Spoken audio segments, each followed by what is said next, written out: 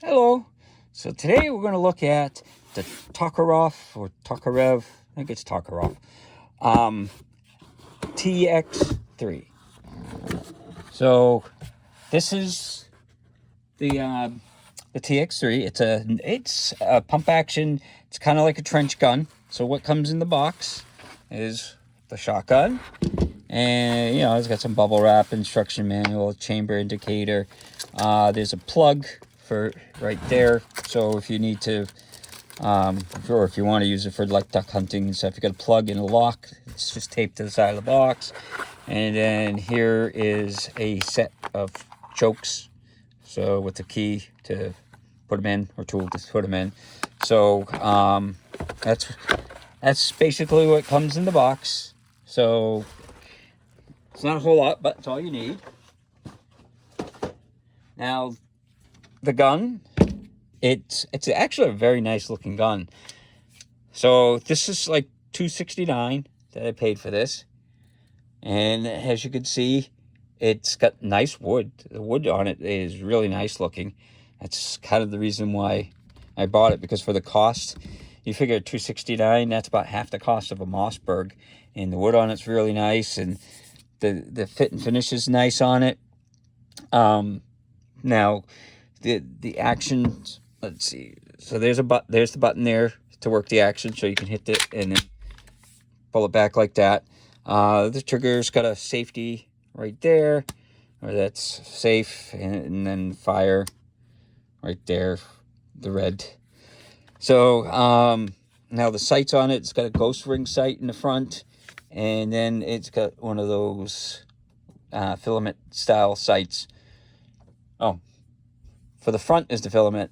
Sorry, I said ghost ring sights for the front, but it's in the rear, and that's fully adjustable. It's got up and down, and it's got side to side, and it's even got a little pick rail thing, which is really nice because this protects the sight there, and then you can add like a red dot or something like that, or some kind of scope or anything like that. Mostly you probably put a red dot on it, but now the front here, you got a little swivel, and then you get the swivel in the, well, it's not a swivel, but you know what I mean, for the mounts, for the sling. So other things, so let's do a trigger on it. So as you can see, it's empty. We'll put it there, safety off, and let's get a trigger pull on it, just out of curiosity. So come on.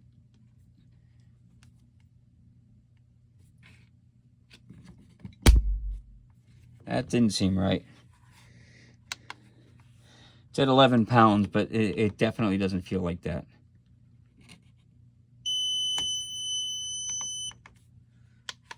Oh. Yeah, definitely. Come on. I want to make sure that the hammer's back all the way. But that didn't feel like, and it's a little heavy, but okay, so I guess it is about 11 pounds. Doesn't feel that heavy though when I was shooting it, but it might be the way it moves too, me pulling on the sensor, because as you could see, it's got this weird like bar thing there, so when you pull it, it goes up. So I could be just screwing up with the trigger weight thing, and it tops out at 12, the sensor thing. So yeah, so that's a lot of the basics. It's got the heat shield. I like the heat shield on it. It's a good trench gun. Now supposedly some of the things that I've seen is, if you want to get extended tube things, supposedly the Remington 870 tube extensions fit on this. So that's what I've seen from some of the other stuff on the internet. The chokes are supposedly Benelli chokes.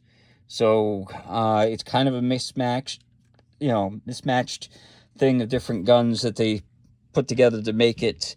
But stuff like the 870 is a very common thing, so you can probably get extension tubes. You can go to their website and get a +1 tube that brings it out to the end of the, right here, sorry. So you can get a +1 and it brings it right out to the end of the barrel if you wanted the +1, and it puts the swivel for the sling down below. So, yeah. So let's take it out to the range and see how it shoots. Hello. So we're up with a new shotgun of mine. This is Tokarev TX3, 12 gauge, and it's kind of like the old trench guns and stuff. But I got it loaded up with 5 slugs, and we'll see how it does.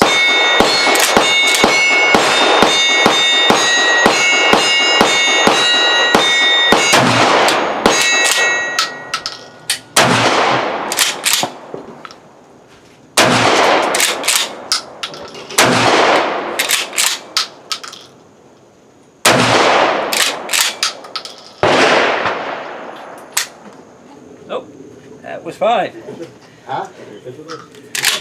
So it did pretty good. So we're going to try some birdshot with it. Okay, so now I got it loaded up to birdshot.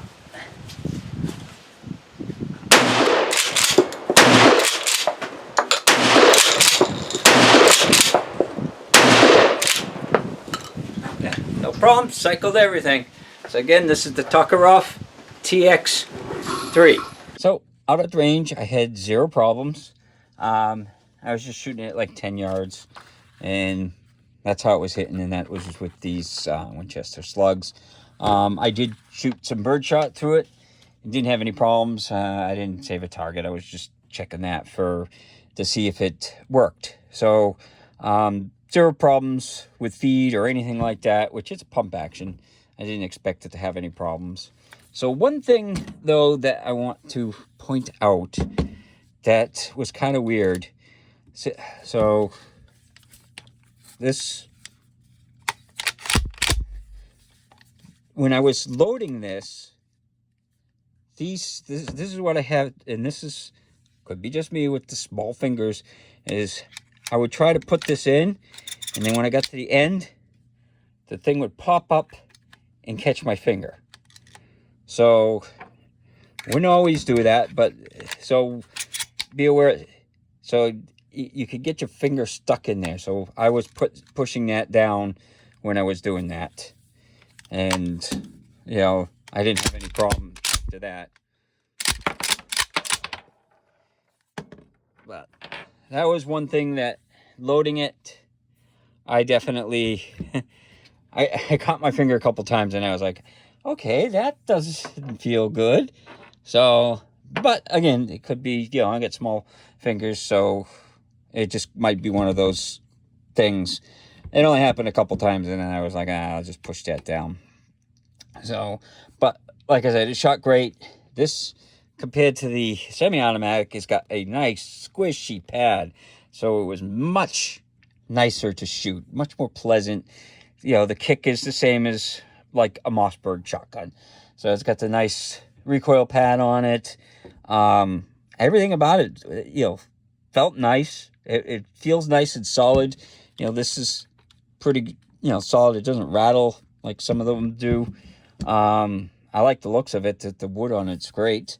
So definitely, out of the two, the semi-automatic Tokarev that I bought a couple weeks ago and this one, I like this one better. But could be just because it's more traditional looking, the wood and all that.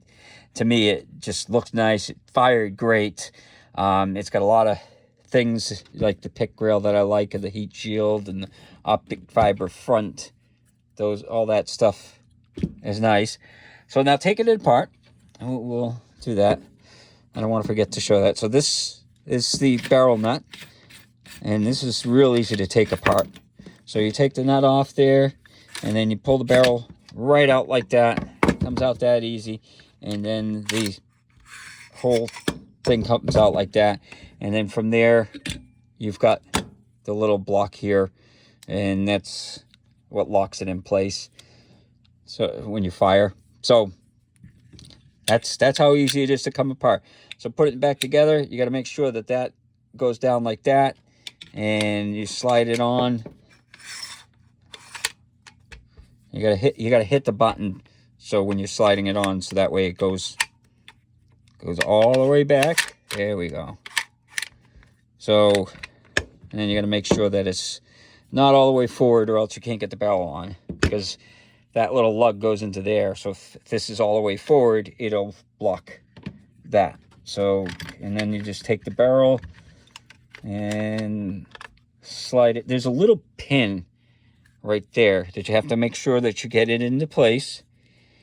And then from there, the barrel should just slide right in.